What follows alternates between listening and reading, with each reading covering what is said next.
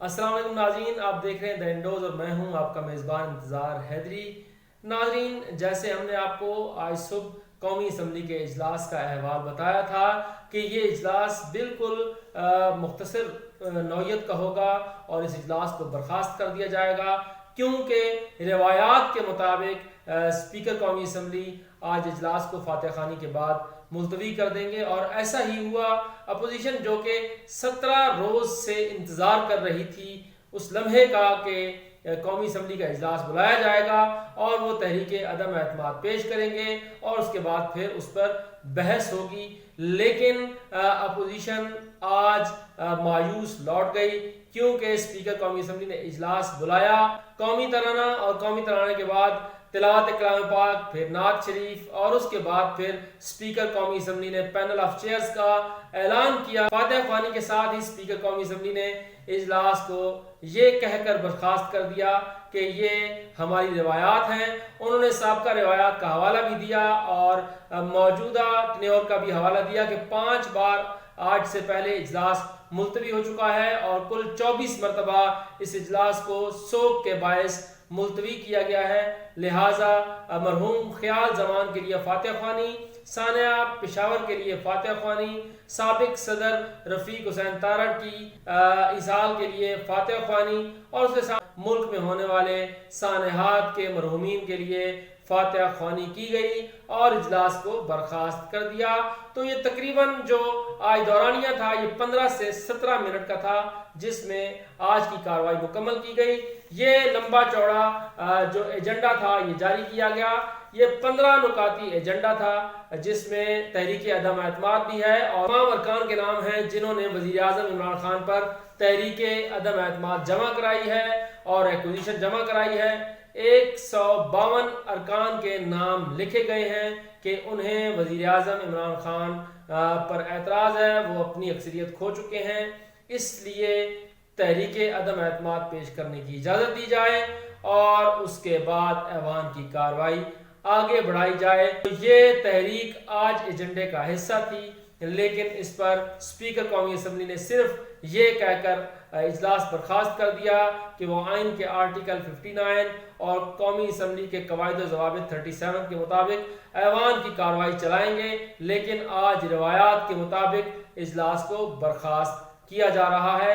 Opposition leader मियां शहबाज शरीफ उठे और उन्होंने कोशिश की कि उन्हें माइक दिया जाए और वो बार बार कहते रहे, लेकिन स्पीकर कौमी असम्बली ने उनकी तरफ देखना भी गवारा न किया और इजलास बर्खास्त करके अपने चैम्बर में चले गए। जिसके बाद अपोजिशन जो है वो भी अपोजिशन चैम्बर में गई और उसके बाद फिर उन्होंने मुश्तरका प्रेस कॉन्फ्रेंस की। लेकिन नाजरीन, अपोजिशन ने तो धरना देना था, अपोजिशन ने तो एहतजाज करना था, बाइकाट करना था, नारे लगाने थे, आज हंगामा करना था, लेकिन अपोजिशन को हुआ क्या कि अपोजिशन यकदम खामोशी के साथ इस तरह से बाहर गई जैसे कुछ हुआ ही नहीं है। ये वजह क्या है, इसकी तफसीलात हम आपको बताते हैं, लेकिन इससे पहले आपने अगर मेरा चैनल सब्सक्राइब नहीं किया तो उसे सब्सक्राइब कीजिए और अपनी राय का इजहार ज़रूर कीजिए अगर आपने सब्सक्राइब किया हुआ है, ताकि हमें आपकी राय भी मालूम हो सके। नाज़रीन, हुआ ये है कि गुज़िश्ता रात को साबिक सदर आसिफ अली जरदारी अपोजिशन लीडर मियां शहबाज शरीफ की रिहाइशगाह पर पहुंचते हैं और वहां पर आज के इजलास के हवाले से हिकमत अमली तय की जाती है कि किस तरह से आगे बढ़ा जाएगा।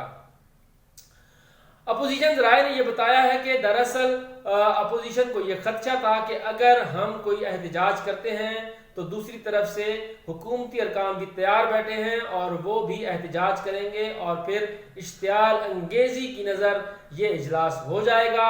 इस वजह से स्पीकर कौमी असम्बली इजलास को बर्खास्त कर देंगे और ये बहाना तराशा जाएगा कि ऐवान का माहौल ही ऐसा नहीं है कि कार्रवाई को आगे बढ़ाया जाए, इसलिए इस इजलास को गैर मुअय्यना मुद्दत के लिए मुलतवी किया जाता है।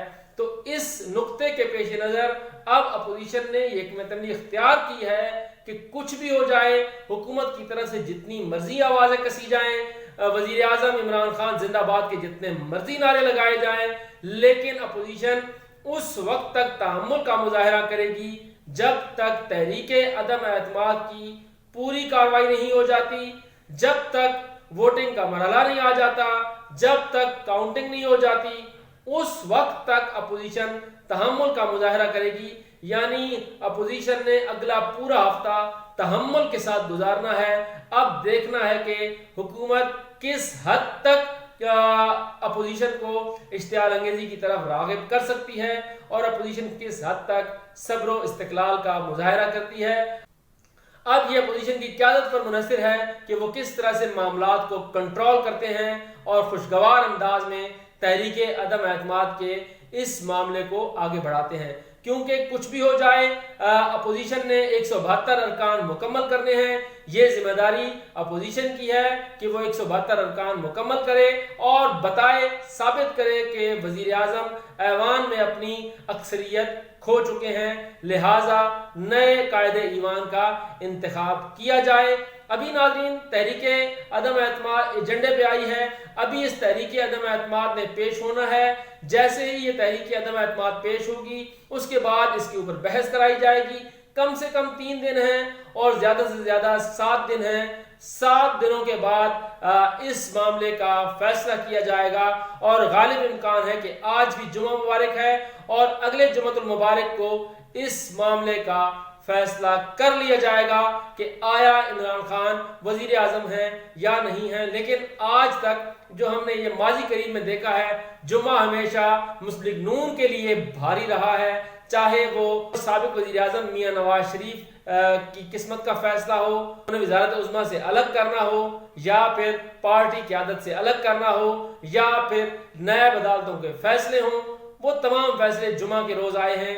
अब देखना होगा कि जो आने वाला जुमा है वो क्या अपोजिशन पर एक मरतबा फिर भारी पड़ता है या फिर उस जुमतुल मुबारक का असर वफाकी हुकूमत यानी इमरान खान पर पड़ेगा। इसके साथ नाज़रीन एक और जो अहम बात है वो ये है कि आज अपोजिशन ने अपने तमाम मेंबरान पूरे करने थे और बताना था कि हम अक्सरियत में हैं और आज हम अपनी ताकत का मुजाहरा कर रहे हैं अरकान असम्बली के ऐवान में मौजूद होने की वजह से।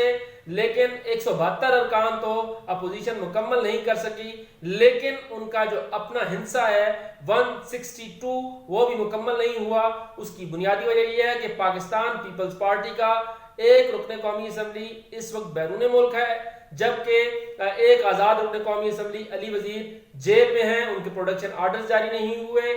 और उसके साथ साथ जो तीसरा अपोजिशन रुकन है जिनका नाम है मौलाना अब्दुल अकबर चित्राली, जिनका ताल्लुक तो जमात इस्लामी से है लेकिन वो MMA के टिकट पर रुकन कौमी असम्बली मुंतखब हुए हैं, वो भी आज अपोजिशन की पार्लिमानी पार्टी के इजलास में शरीक नहीं हुए, लेकिन वो इजलास में जरूर आए थे। तो इस लिहाज से फिर वक्त ये कहा जा सकता है कि अपोजिशन के पास अभी 159 अरकान हैं और ज़राए का यही बताना है कि मौलाना अब्दुल अकबर चित्राली हुकूमत के साथ राब्ते में हैं और वो फिल वक्त अपोजिशन की हिमायत नहीं कर रहे।